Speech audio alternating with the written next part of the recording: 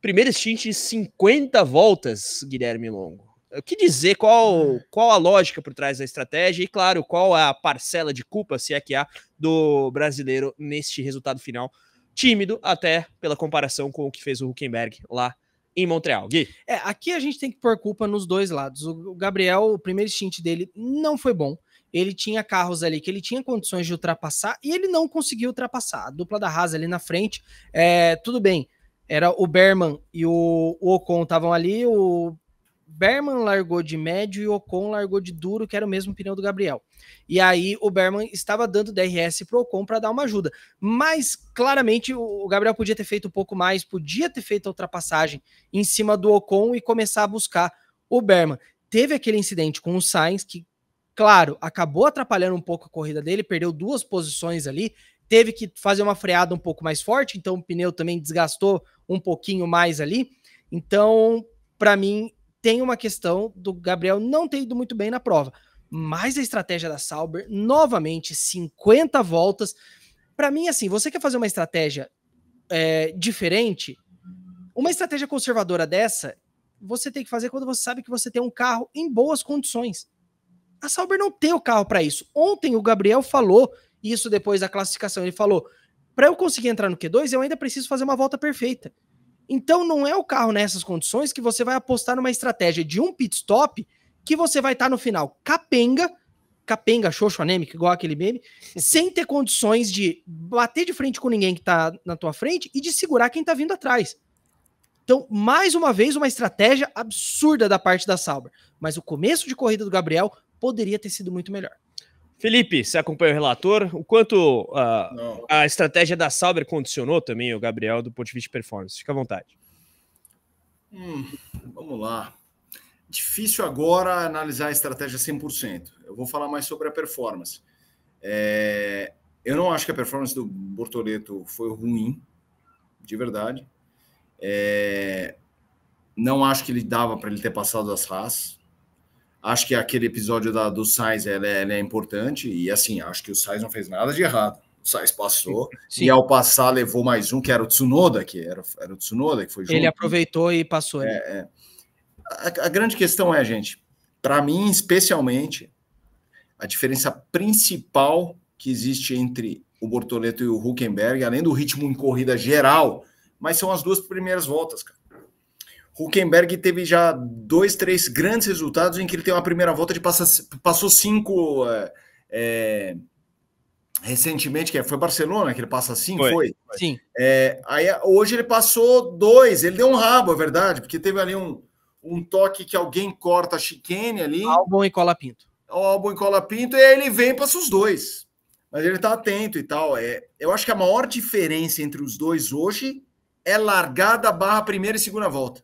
O Hülkenberg condiciona a corrida deles ali. Porque uma vez que você se coloca em 11º, 19º, nas primeiras 2 voltas, você está na luta pelos pontos. Quando você está em 13º, 4º, 15º, você não está. Esqueçam o Hülkenberg e Bortoleto. Pensa em Hadjar, pensa em Gasly e Colapinto. A diferença entre companheiros ali de meio de bolo, quando um está em 9º, 10º, quando vê o Hadjar, ele sempre briga por pontos quando está ali. Se ele tá hoje mesmo, ele estava em 11º no começo. Eu sempre me interesso isso, você sabe que eu jogo um bolão que as coisas que mais pagam é 19º da oitava. Tô pé da vida com o Norris porque eu tinha o Ocon em 10º, desgraçado, ele foi para 9º. Então eu observo no 8º, 9º e 10º como ninguém.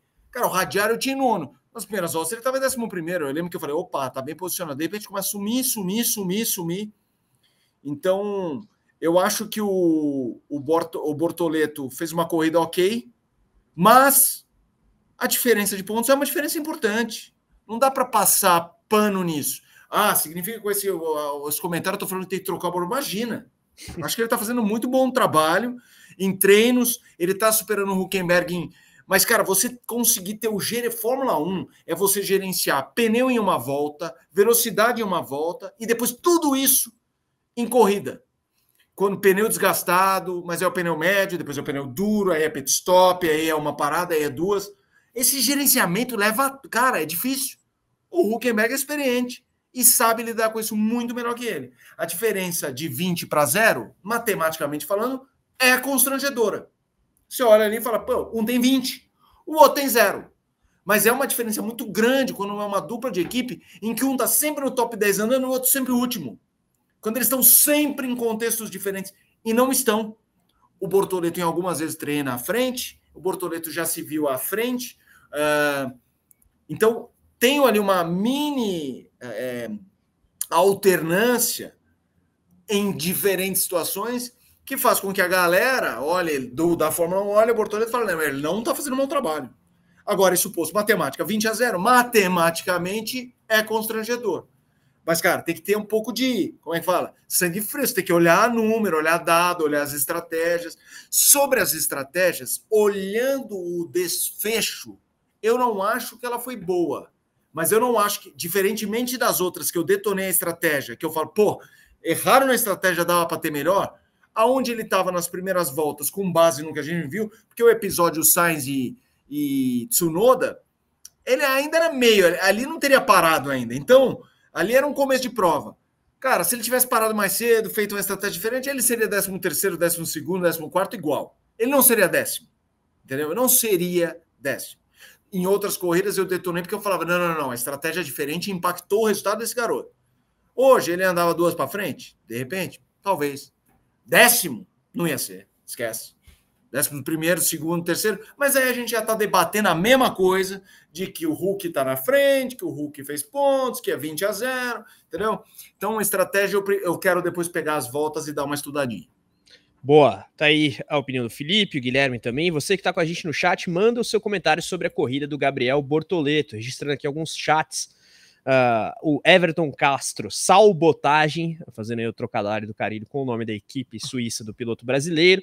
O Marcos aqui, o delirante Marcos, questionando o seguinte: Motorsport Brasil conseguiu punir o Verstappen? Imagina que ele se refira ali ao começo do programa em que falamos do incidente entre o Max e o Russell. Na verdade, a gente falou da malandragem do Russell, da possibilidade dos comissários não enxergarem muito bem o que fez o George, mas fica o registro do seu chat, Marcos. Mande mais provocações aqui, conspiratórias, conforme o senhor vem fazendo ao longo dos últimos anos, dias, enfim. Temos um chat aqui, Felipe, que eu acho que vale endereçar ao senhor, o Henrique Paulo. Felipe Mota, ainda vai falar que o Bortoleto não é prejudicado pela Sauber? Você acha, Felipe, que a Sauber está sabotando o piloto brasileiro? Às vezes vem essas teorias também aqui no chat. Agora, um outro aspecto dessa discussão é o quanto a Sauber usou o Bortoleto para ajudar a corrida do Hulk, se é que você viu algo nessa linha, Felipe. Não, vamos lá. Em primeiro lugar, ela está prejudicando, ela já tomou decisões que prejudicaram o Bortoleto. Quando eu questiono a estratégia, eu vou ter que... Vamos ver se eu vou espiar. Não, ainda não. Mas está vindo à vontade. Que eu tô na varanda, a varanda é fria pra caramba. Mas vamos lá. Ao errar a estratégia, ela prejudica o Bortoleto? Prejudica. Mas é uma diferença você falar assim, a Sauber prejudicou com esse tom, porque tem um tom que é de sabotagem, de propositadamente... Não, é o seguinte, gente, qual que é? Fica imaginando os engenheiros da Sauber se reunindo. Gente, é o seguinte, vamos aproveitar que o Gabriel tá fora da sala. E aí, qual a boa do hoje? Qual a boa? Qual que a gente vai fazer para ferrar o garoto hoje? Não, isso aí eu não posso, esquece. Isso aí eu nunca vou acreditar, embora em 100 casos, talvez 1 ou 2 aconteça isso. Eu prefiro ficar com os 98, 99 em que não acontece. Porque senão a gente vai embarcar nessa em toda a história da Chapeuzinho Vermelho. Eu não acho que estejam sabotando o Gabriel. Não acho que estejam propositadamente prejudicando o Gabriel. Mas acho que em alguns momentos já erraram a estratégia dele, como hoje achei que erraram com a estratégia do Leclerc na Ferrari, por exemplo. Estratégia errada já aconteceu em alguns lugares, minha gente. Então, assim, não é fácil. Até parece que ser estrategista de Fórmula 1 é a maior baba do boi. Não é, tá? Não é. Mas é isso. Essa pergunta está na tela, usou o Bortoleto para beneficiar o Huckenberg. Eu não consigo cravar isso agora, mas acho que pode ter tido, sim.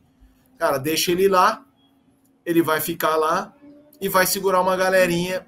Isso aí pode ser. Mas aí é do jogo. É por isso que é importante você sempre largar bem, você fazer uma primeira ou uma segunda volta muito boas para você se projetar uma condição. Porque vamos pensar com cabeça de equipe média. O que muda para uma equipe média pequena, a Sauber hoje não é nem média, para baixo. Você chegar em 12º, 3º ou 4º. Cara, não muda nada. O que muda você chegar em 19º ou 8º? Muda tudo. Então, meu, é isso. Se ele tiver uma posição de ser 12º, terceiro e quarto, e você usá-lo para o outro ficar, em vez de 10º, em 8º, opa! E aí isso não é prejudicar. Aí é do jogo. Mas não estou dizendo que fizeram isso, só estou falando que nisso eu vejo lógica. Perfeito. Temos um superchat aqui sobre a estratégia da Sauber. João Pedro Moura diz o seguinte: para mim, a Sauber fez um bom teamwork. Não tinha como ambos pontuarem nessa corrida. Bortoleto fez uma excelente corrida como segundo piloto, mostrou maturidade como segundo piloto, diferente do Norris. Gostei da conclusão desse superchat aqui, hein, Gui? Diferente do Norris é o negócio. Cara, não sei. Isso aí tá... Acho que a batida, ela muda um pouco, né, a cara do campeonato. Sobre a questão da Sauber, tá fazendo um jogo... Eu ia tentar colocar isso como uma pergunta. De tentar favorecer o Hülkenberg no lugar do Bortoleto, sacrificando o Bortoleto, cara, não sei, mas que realmente tem alguma coisa de errado ali, a ponto do Jonathan Whitley, na etapa anterior, ter pedido desculpas pelo erro que cometeram com a estratégia do Bortoleto. Eu tô esperando aqui ver se o Whitley dá alguma entrevista hoje, se ele explica também o que aconteceu, por que decidiram por uma parada, porque assim, na minha cabeça, o que funcionaria como uma parada deveria ter sido o contrário, né? A galera largar de médio, tentar esticar um pouquinho o stint, parar mais ou menos ali na volta 30 para pôr o duro. E não o contrário, você largar de duro para botar o médio no final. Ali, querendo ou não, a corrida do Gabriel já estava muito comprometida naquele ponto.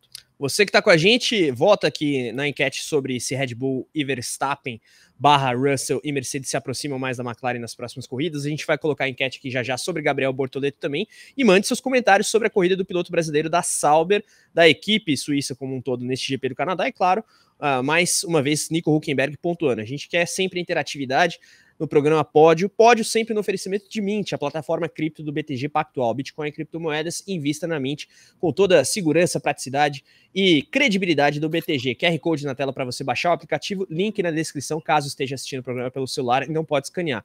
A gente reitera também, tem promoção de cashback até o final do mês de junho na Mint. Você pode ter até R$250 em Bitcoin no cashback. Então, baixe aí através do nosso link aqui na descrição ou no QR Code.